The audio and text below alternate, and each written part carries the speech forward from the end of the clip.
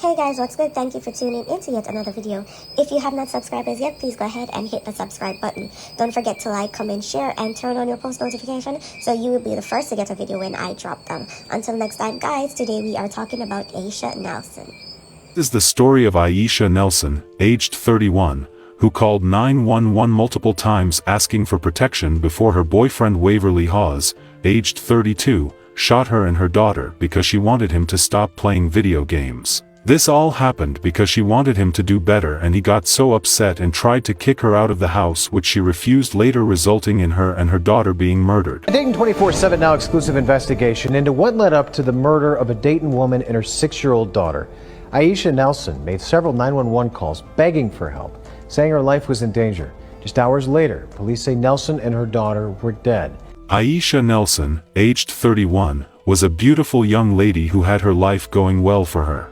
Ayesha was in the military for a bit at a point in her life. Ayesha had a young daughter named Harper Monroe, who was the love of her life. She was said to be a very loving and sweet child.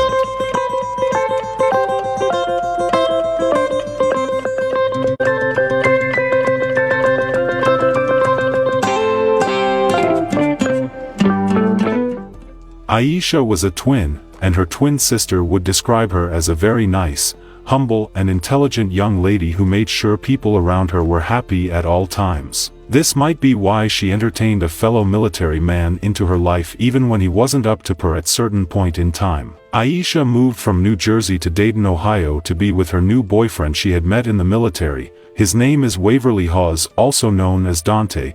Dante was a spoilt brat who did not have to do much in life as his father gave him a house to live in and supported him. Dante, his daughter from another woman, Ayesha, and her daughter all lived together in the house. Even though Ayesha knew he had a domestic violence conviction in the past for beating the mother of his daughter, she gave him a chance because she is a kind and loving person. Things started going bad after she got to Ohio when she realized Dante was playing too much video games instead of being up and about trying to make money. On this particular day, the same video game issue led to a big argument where Dante picked up a gun and threatened to do the unthinkable if she doesn't move out of the house even though she pays rent in it.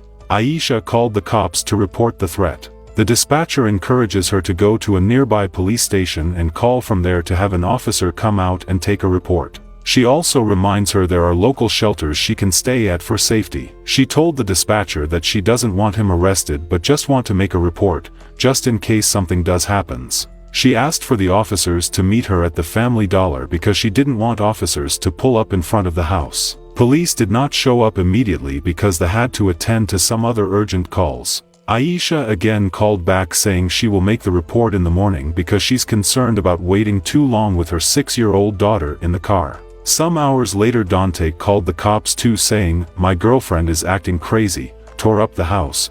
I just want her to get out the house, I don't want no problems." The police finally showed up after several hours from the first call by Ayesha. Police body camera captured all what happened during the visit.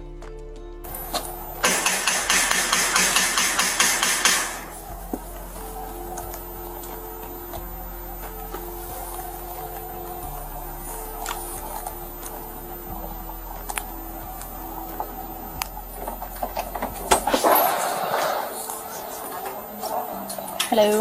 Hi. Did you call?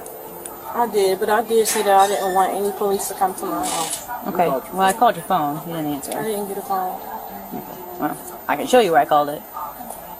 But I put my shoes in.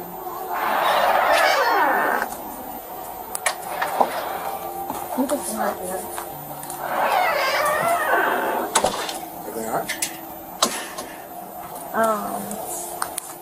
Basically last night we had what I thought was a small argument, and he was like, "Get the out, I can't wait for you to leave."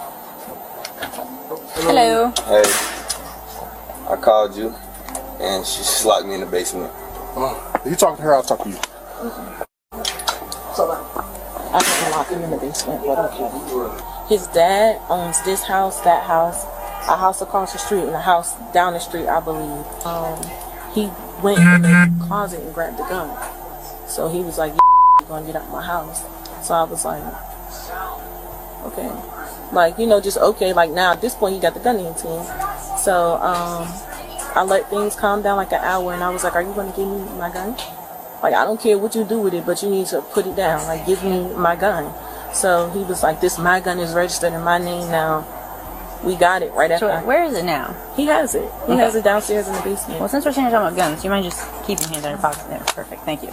So last night, he had the gun in his hand. He came back upstairs like, we just started arguing, and he was like, "You'll get the out of here. I'll get my sisters and everybody to beat you up." And I was like, "You're not gonna do nothing." And he was like, "Matter of fact, get out." I said, "You can't put me out. I can't run here." So he was like, "You're really willing to lose your life over a gun? Like, seriously? Like, you really trying to provoke me?" Like, so today, we didn't talk much. Before he left, he was like, "When are you getting out of the house?" So I'm not leaving. I made up my mind, because last night I was gonna leave me at the hotel. He cut my credit cards off. He was like, "You leave me, I'm gonna give me those credit cards." I said, "You're not getting nothing. I paid the balance on it." Like, cause his balance, he was, his credit cards is maxed out. I ran into some money. I paid the balance on both of them. He got into some legal trouble. Had to pay a lawyer, pay to get his bike out, had to pay bond and everything else. So that's that. So I'm like, okay, whatever. I'm not leaving, because you're not gonna leave me with nothing. So that was that. Today he said, "When are you getting out?" So I'm not getting out. You made it to where I can't get a credit card. I'm it to where I can't go get a hotel. I'm not getting out. So I called the police earlier, like at about 5 or 6 o'clock, and I told them, like, last night he made the threat. I told him, like, I wanted to see the police, but I did tell him that I had concerns because his family live on this block. I wanted it to be a little more discreet. I didn't mind y'all talking to him, but I just didn't want all of them in my business, and I didn't want to upset him and irritate the situation. So I spoke with somebody from dispatch. He told me that the police stations are closed, and I just was like, okay, I'll make the report either tonight or in the morning when I go out. And that was that. I expressed all of my concerns to the dispatcher. He was like, okay, but we have this call. That was that.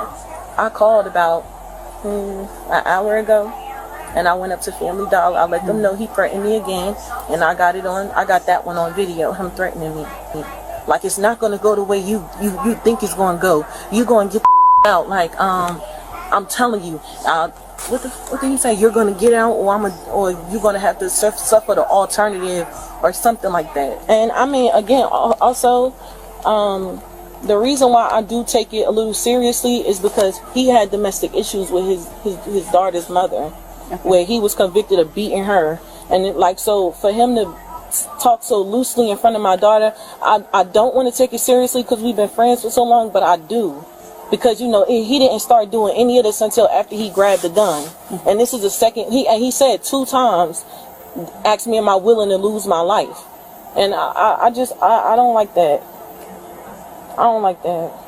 Nelson was insistent about not leaving the house with nothing. She said she had no friends or family in the area. I guess my question is, what is it that you'd like us to do? Because you're saying you don't want him in trouble, you don't want to break up, you don't want to leave. No, we're not together. That's done. Like, that's it. I genuinely do care. Like, and I just, I don't like to see nobody go. That my daughter and my granddaughter were killed. That's it. They were shot. I know nothing else. They didn't do their job.